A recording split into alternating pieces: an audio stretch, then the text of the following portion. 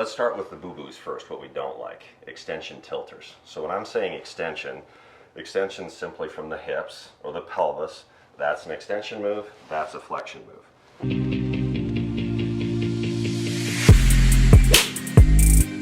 Hey everybody, I'm here today with Riley from Elite Golf. Is that right? Elite Golf? Elite Golf Schools. Elite Golf Schools. Yep. And we're going to talk today about how to build the perfect golfer. So, introduce yourself to everybody, Riley. Okay. Riley Andrews, I'm the owner and founder of Elite Golf Schools of Arizona. We're at a couple locations in Arizona, obviously. Down here at Trilogy Golf Club at Power Ranch today, and we also have a location up at Dove Valley Ranch Golf Club in Cave Creek, Arizona. Awesome. Yep. And I'm bringing Riley on today because Riley is an awesome coach. I follow him on Instagram, so if you don't, go to Elite Golf Schools on Instagram. He's awesome. Coaches a bunch of really good players. We actually co-coach a couple of players as well. Yep.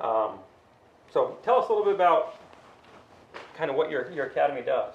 Yeah, sure. So Milo and I were just discussing what Elite really is, and that's, from our perspective as coaches here, we're looking to really build and develop junior players primarily. That's kind of the spine of our program is junior development. And what we do is a little bit different than, I would say, typical instruction, which is 30 minutes of golf instruction or 60 minutes of golf instruction by a series of 10 lessons, whatever. Well, we love getting 10-year-olds in, 12-year-olds in, because our vision is to build golfers that are going to go play at the college level, right? So if we get a 12-year-old in, shoot, we've got them for 6 years until they go off to school. So with that, we'll get players at all different spectrums. Some of them are highly competitive when they come in, like Jack DeCesare came in and is obviously a very, very skilled player already, thanks to a lot of the work that you've done with him, Milo. But also players that are brand new to the game. They don't even know if they like golf yet. So we're in the midst of developing them as obviously players, but also as young men and women. So goal number one with those kids is to get them to fall in love with golf, right? Fall in love with this awesome game. That's our number one job, is to develop that love, just the liking of coming out and spending time with their coaches, their peers, you name it, but they're eager to get out here and spend time at the golf course swinging this around, yes. Right? Which is obviously different than players that are like already super, super vested in playing the game. So maybe we can talk about just like the building process of, obviously, like great players like Dana that you coach, or some of the kids that are in college that we both coach now, whether it's like Julie Huggins that plays at Mizzou or Dylan Stewart that's Oklahoma State or whatever, how we would coach those players compared to players that are a little bit newer to the game. Yeah, let's get there. So we both coach some players that are already kind of at the top of the game. Yep.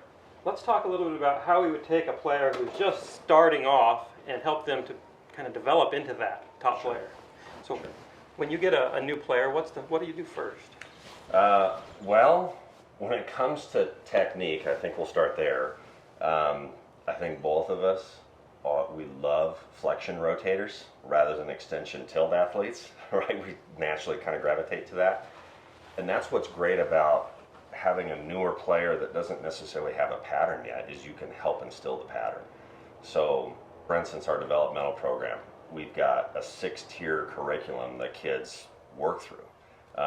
We test them once a month, so at fastest they can finish that program, or they can finish that program in 6 months, right? So they're constantly being tested based on their skill set? Is that kind of what you're doing? We're building the skill set. So we build the skill set and then we test them. From a written perspective, if you pass the written exam and pass the physical exam, you're on to the next level. It's very similar to the karate belt system, right? You come in white hat level, you work through that month. If you pass through, then you can go into the yellow hat level. But you have to test out, So within that, we're building foundational elements from grip, posture, how to understand alignment, all of those basics. And then from there, building movement into that. So I think Cameron was telling you a bit about, we can't necessarily tell an 8-year-old right off the bat, hey, show me hip flexion and chest rotation with a little bit of bend in your ribs. We can't tell them that, right? Compared to a player that's been in the curriculum for a long time. They understand that terminology, But those players that come in new, we teach them all those And different you have pieces. to walk them through Yeah. the pieces slowly. Exactly. So we build the same language. So when any one of our coaches goes, hey, show me a little bit of pelvic depth, and we need to get your heart up towards the target a little bit more so you can cover it better, now they understand what the heck we're talking about, right? So I think from my perspective, building a 12-year-old is really, really fun because we're building that player from that technique perspective in that example. We have other coaches on like Alex Trevino, TJ Kathenberg that are very, very knowledgeable in decade, and we could break decade down, which is like so much information in decade, obviously. Like crazy. Yes. That rabbit hole like never ends. But from the surface level, foundational standpoint of decade, you can still take those foundations and instill them into those players. Like, okay, maybe it's 25 yards out or 30 yards out away from the green. What score should I expect to have from here? And maybe at a beginner level, I learn a hybrid chip to just scoot it up on the green. I have good enough pace control with my first putt to get it fairly close, knock in the next one so their scoring zone area is I need to get the golf ball in the hole at 3 at maximum. So they're starting to understand that, yeah, it is a game of score. The lower the better.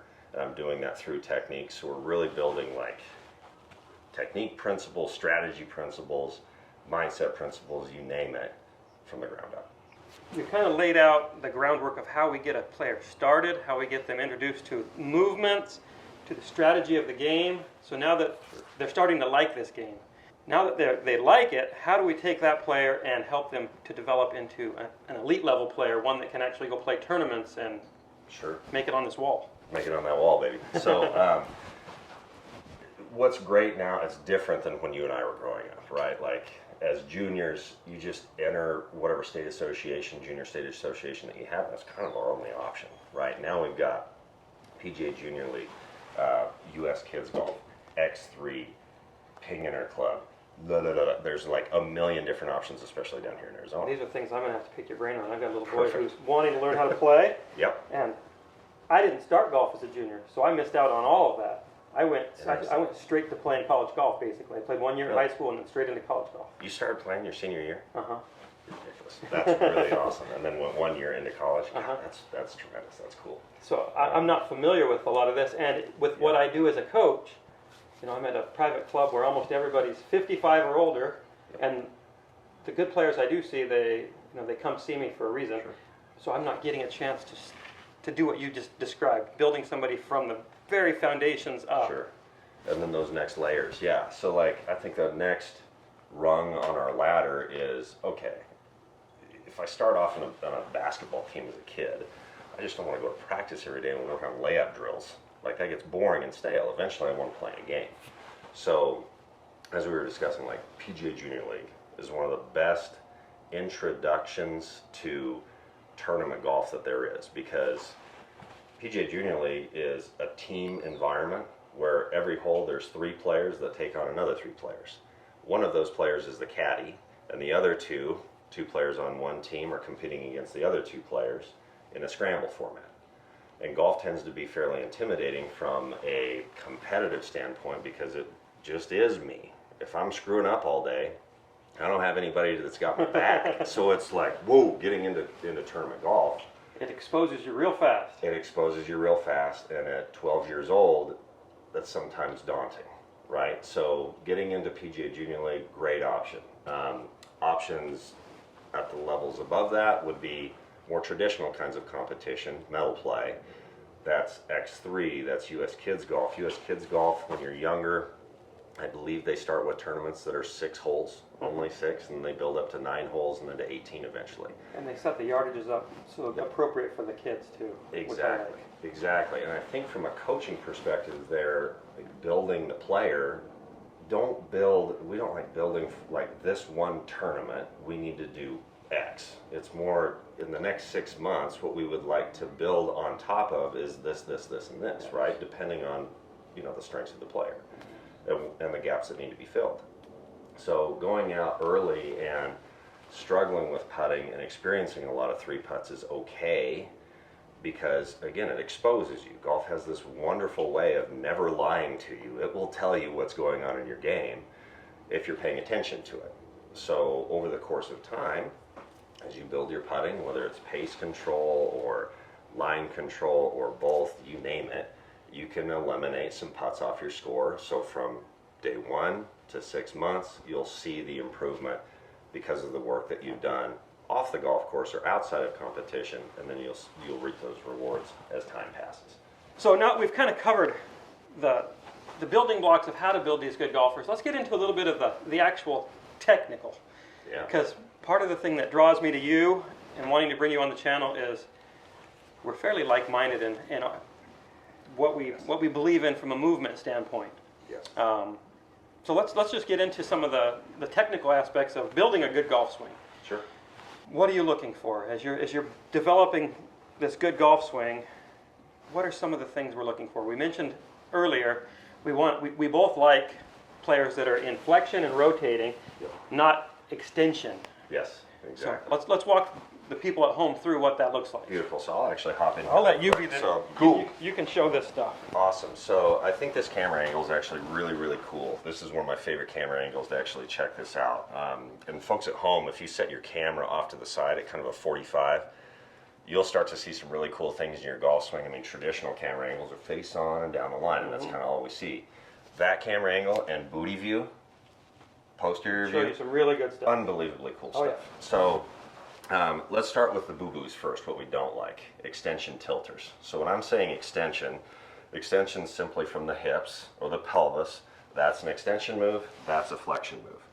If I go from the top and I immediately get this trail hip working towards the golf ball, even if I'm rotating, that's trail hip extension. And what that does is typically it'll pitch the golf club over the plane, and as a good player, I'll tilt, which is L spine bend. So the difference between bend and tilt. Bend, we like seeing bend Yeah, we like bend from the rib cage, rib cage upward. T-spine, Yep. T-spine bend. L spine bend, no good. That's too much. It leaks down into the lower back. No good on your back, obviously. Designed for it. Not designed for it. Just too much load. That's where all of our injuries, most of the injuries come in golf, right? So if we're going strictly pelvic rotation, trail hip extension, I've got to reconfigure the structure of the golf club. Like now the golf club's in a hittable position at least. If I'm a good player, I'm going to do this and not just let it Spine's float. loaded in a way that it's not Loaded. not good for it. Totally. Not good for it from a health perspective, and I've just screwed up my bottom out big time. So now I'm going to have the bottom out. It wants to be up back here unless I rake on the handle, but eventually that's going to bounce and now I lose my face control. So all the things that we look for, precision, speed, and health, all go out the window with that kind of a movement pattern, right? So instead, when we get to the top, we love to see this trail hip squeeze just a bit so that pelvis is working away, or I'd put, like if I had a ball or a wall or whatever, I'm putting pressure into that like rear side, and now I can rotate here. That rotation of my T-spine is what's now going to go ahead and control my face, control the bottom out. Super healthy pattern as well. So we living good if we're doing that. Yeah, we're safe. We move the bottom of the arc forward. Yep. We can create lots of speed and face stability. Tons of speed, and even with speed, you look at like a lot of the long drive guys, they extend eventually harder than what we're talking about right now. Like with the wedge, we want to see players like stay in flexion for like a long time, forever. Right. It's a slightly different pattern than trying to hit it 400 yards. Yes, slightly different pattern, exactly. You like load up your waves a little different, your energy waves just a bit different, so your body responds differently. But still, just seeing that basic flexion rotation type of a pattern is huge. We can really see that we're both really on the same page. I know anybody who's watched my channel will see that this basically is what I am preaching. Yep. From a different guy. Right. Let's just talk a little bit about what we can do with our bodies off the golf course and how we can take care of ourselves so that this is easier for us to do. Sure. So, do you like to see players that are really thick upper bodies who have been really hitting the gym hard, or would you rather see that kind of wiry build? Preferably, I'd like to see the wiry build because there's just more bounce in that, right? We're huge on, and I've learned this from Luke Brackey, who both of us know very well. This model of like tensegrity is really, really cool. It's just general movement patterns, like gait patterns, for instance, just walking, or like this movement here, I've got one muscle group, one fascial line on, so there's energy in it, it's hard, and another group is soft, and then I can bounce out of that. General walking pattern, same thing. If I take a step, bang, parts of my body light up, others chill out, and then I can bounce from that, boom, out of there to like the different side, the other muscle group side. So when you have those like thick guys, they tend to be like on all the time, and it's pretty difficult for them to bounce. Like the muscles don't elongate and bounce out of there, so it's difficult to create not as much speed. elasticity in their movement. Exactly, not as much elasticity. And you can see that with professional golfers. I've watched lots of them when they show up in their 20s and they're these little string beans who can hit the ball 350. Yep. And they think they need to get in the weight room. They get in the weight room, they bulk up. Do they hit it farther?